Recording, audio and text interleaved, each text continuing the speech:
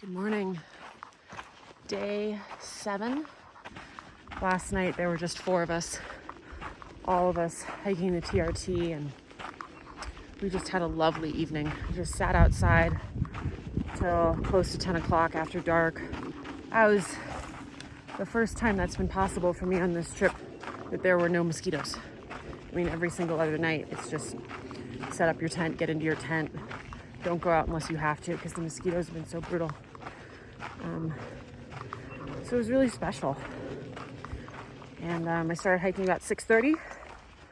I got about 11 miles down to Kingsbury, and we'll see how far I get beyond that.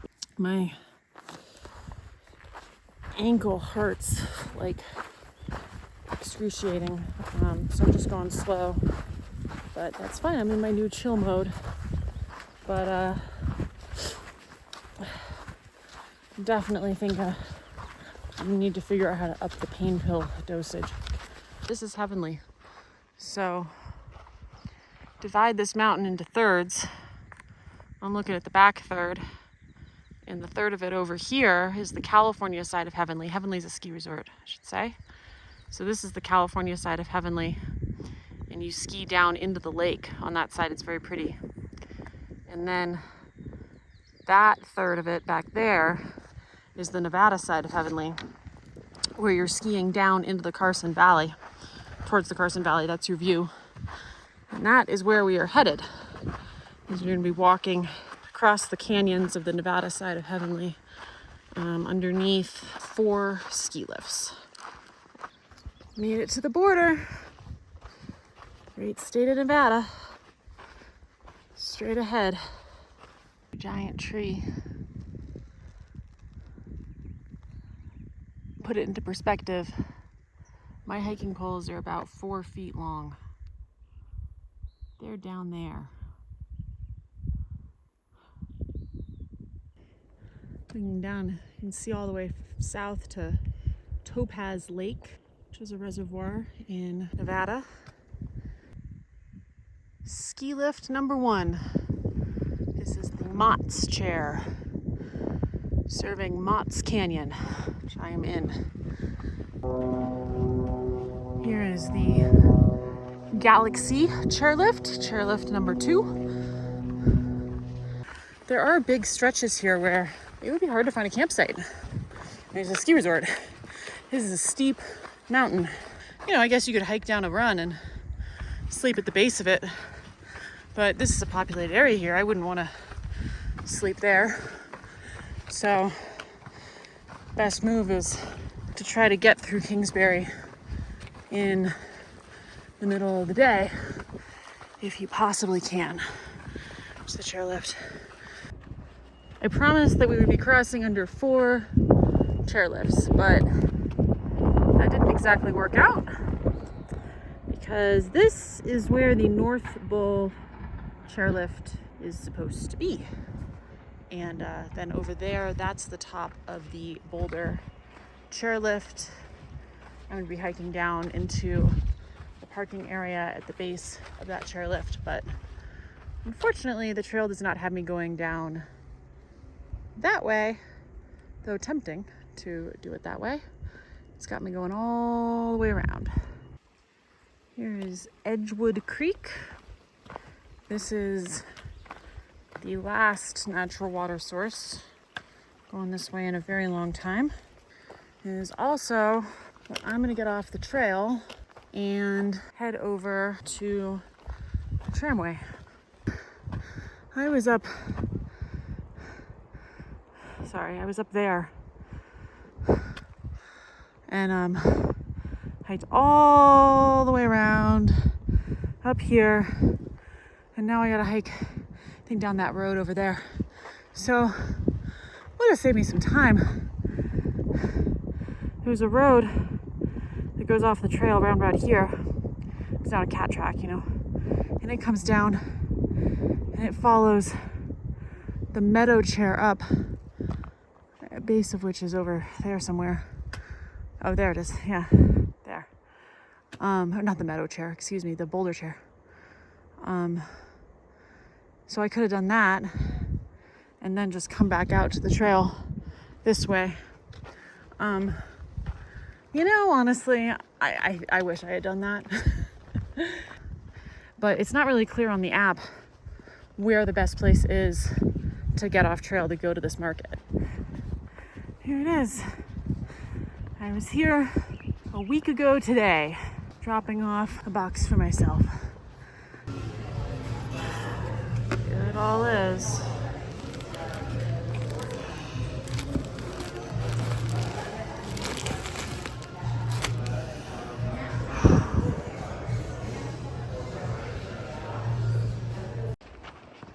All right, I have resupplied, but I wanted to talk about water because that is going to be very different from here on out. East side of the lake has way less water.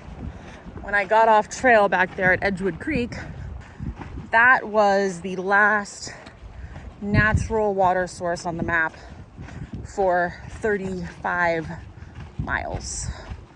And even that 35 miles from here is like, I'm sure that's going to go dry at some point too. So what do? 3 miles from Edgewood Creek, and I'm going south to north, counterclockwise. There is the North Kingsbury trailhead, and that is half a mile off of the TRT, and they have a bathroom that has a sink. Then 14 miles after that, and I don't know if these miles add up, I might be getting a little off, you have Spooner Summit, and maybe less than a mile downhill from Spooner Summit is Spooner Lake. And so you can walk down to Spooner Lake and get water from the lake. It used to be that you could also walk around to the other side of the lake and they had a water spigot there, but they no longer do. They are currently rebuilding all of their infrastructure, and the first step of that was tearing down all of their infrastructure. Seems a little like poor planning, but regardless. The other thing at Spooner Summit is people will cache water there. So trail angels, like people who know about the TRT, have done the TRT, know that it's an awful water carry, will leave free water at the trailhead at Spooner Summit to break up the water carry for people, which is really nice, especially since the water in Spooner Lake is pretty disgusting. So that's there. Then you go another 10-ish, I want to say it's like 11 miles or something. You have the Marlette Campground, and that is half a mile off trail. There is a pump. Everyone says that the water is gross. Those people I just met were like, ugh, it like tastes metallic. And then that gets you like 9 miles or something to that stream. So that's how it gets broken up. And yeah, we'll see how far I get tonight.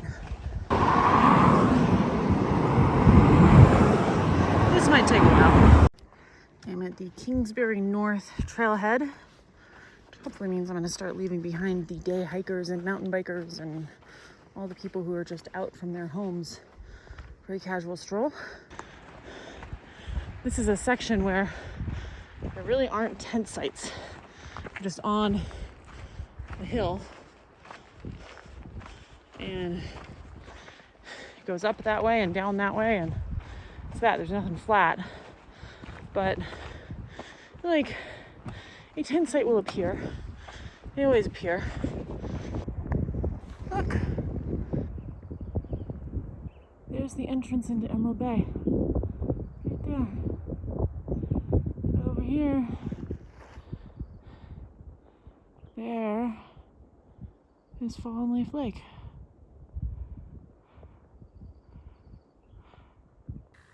Good morning. It is day 8. I'm going to show you guys my ankle and my feet. So if you don't want to see that, I don't know, skip ahead or something. All right, sorry that they're dirty and disgusting, but this is what my left ankle looks like. And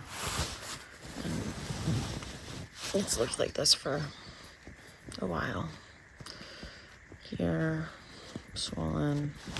It's this muscle that comes along back here. But you can just see it's really swollen, I mean, versus this side.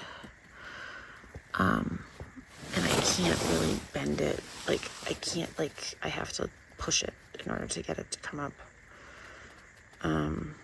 So it's really not happy, but it's gonna keep going. Thank you, pain pills. This is the area around mile 72. And there's just a million campsites. You can tell this is where people camp a lot. This has been burned in here. They came through, cleared this out, set fire to this at a time of year when wouldn't be any risk of it spreading. I made it to the bench. It's an incredible view from up here. Sorry for the wind noise, doing my best. The fact that it's so gorgeous is not an accident. It's taken a lot of regulations and a lot of work. Back, Nixon created an organization called TRPA, or government agency, I guess. TRPA, Tahoe Regional Planning Agency. And they have two mandates, which is to preserve the lake clarity, the number of feet you can see down in the water, and to preserve the view from the lake. They're the main agency on everything, you know. They do things like set the amount of square footage of footprint that you're allowed to have on your property. That would include like your driveway and everything that's covering the soil to avoid runoff going into the lake, like dirty water. And they restrict the view from the lake. So like really restricted what colors you can paint buildings. Basically, they can just be brown, green, gray. I'm off trail. Oops. I'm glad I'm off trail because walking down this road is not pleasant. And looking down, you can literally see the tracks of the equipment that they brought up here. So that caused me to pull out my phone and do a little bit of Googling with what limited phone service I have. And I confirmed that indeed they have been doing what they call prescribed burns. I have been calling them controlled burns. Prescribed burns like crazy in this area in the last year. So come through, cut down a bunch of trees, thin it out to kind of a more natural state. And then if they can get the lumber out, they do. You sell it. If you can't get a lumber truck up into an area, they stack the lumber into bonfires, but you know, bigger than a typical bonfire, and they let it dry out. Then they come back in the winter and they burn it. This whole hillside has the pilings for burning. I'm sure some of the pilings are completely burned. Some of them are mostly burned, like you see there, remains. And some of them are not burned at all. So, I don't know, they didn't finish the job for some reason. So, I imagine they will be coming back this winter sometime and finishing up. And look down there. That is Spooner Lake. And I have made it to Spooner Summit. This is where the cache is. There is an outhouse, and I hid my water over here. Let's see if we can find it.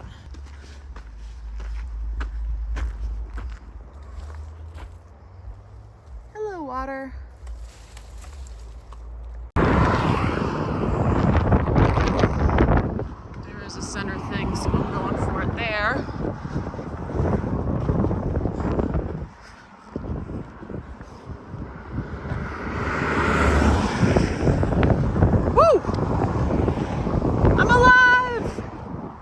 this section, you are not allowed to disperse camp. You have to camp in one of 2 designated campgrounds. The one that's closest to trail is Marlette Lake, Marlette Peak, something like that, Marlette Campground. And the other one is this one over here in North Canyon. And it's really the campground meant for the trail that's down at the bottom of this canyon that goes up to Marlette Lake.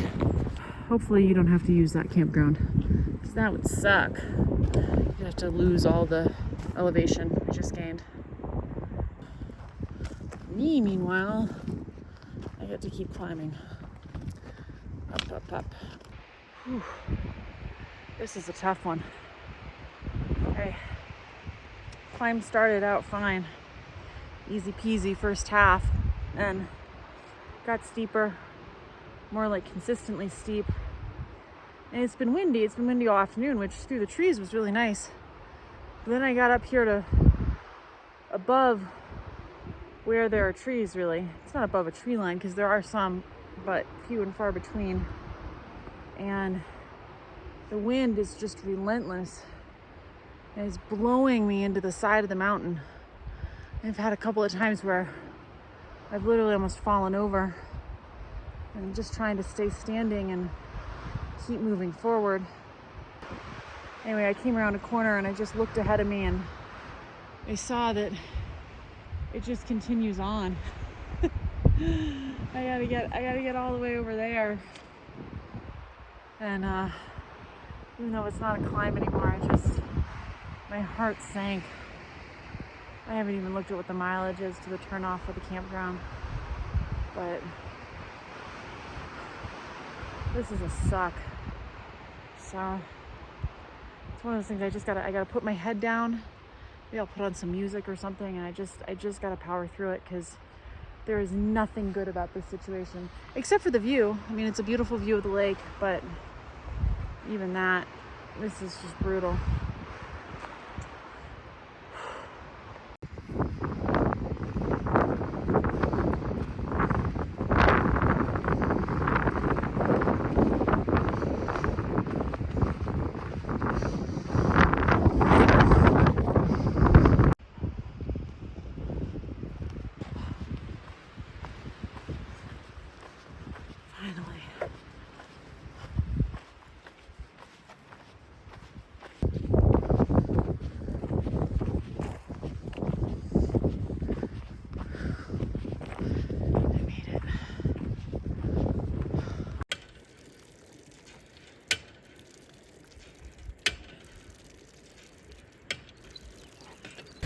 I survived. The water apparently is drinkable without filtering. Reports of it tasting disgusting, I think, are not well-founded. I think it tastes fine. And it only has like slightly elevated levels of aluminum, says the state of Nevada. So, good enough for me. I'm just gonna down as many calories as I can and then go to bed. Good morning, day 9. My ankle continues to get worse and worse. At this point I've got pretty limited range of motion and I'm limping, essentially. One thing that I had sort of mentally tried to psych myself into this morning was skipping the Sand Harbor Lookout, which I believe is called Christopher's Loop. It is a little side trail off of the TRT. You absolutely do not want to miss it. It's the best views on the whole trail. And I was thinking, you know, I need to focus on just getting this hike done. I'm going to be hitting it. It's about 1.5 miles from the Marlette Campground. So early in the morning, use that time to hike. Yada, yada, yada. You know the drill. And I was like pretty much there mentally, but I was looking at reviews on the app and everyone was pointing out that you can leave your backpack at the bottom and just walk up there. I thought, yeah, I can do that. So maybe I'll regret that decision this afternoon as I'm racing the sun yet again for a campsite, but I'm here. it'll be nice to have a little bit of time this morning to appreciate the view. We're doing this Sand Harbor Overlook loop on up.